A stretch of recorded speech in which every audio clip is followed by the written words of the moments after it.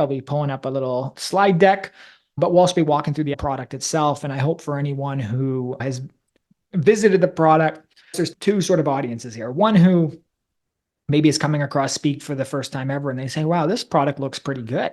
And then there's people who had experienced the previous design of Speak with the bright highlighter greens and these dark navigation menus and stuff. And I hope if you've come back in, you've seen a pretty dramatic change and you're happy with that change. So we'll touch a little bit into the redesign of Speak AI, but lots of other things that we'll jump in here today. Ari, I guess before we go into the slide, any last thoughts or any notes from your perspective?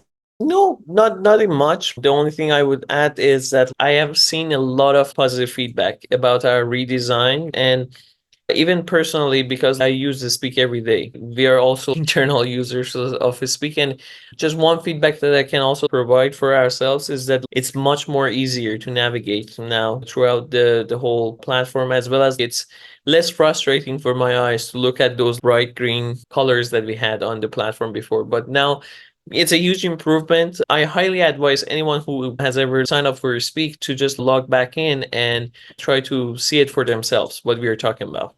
Yeah, and we'll touch on this a little bit later in the presentation here today and in this session. So when I was first starting Speak AI, Vatzel and I too, we were working from a basement with no windows, no light.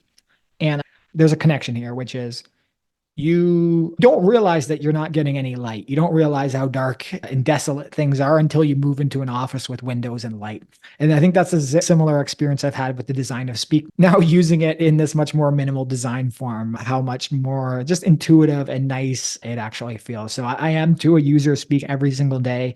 Absolutely love our own software, which I know there's some sort of selfish part of that, but it's finally meeting this original vision that I think Vatzel and I had. And that's a very exciting and rewarding feeling as someone who spent a lot of time and effort building it.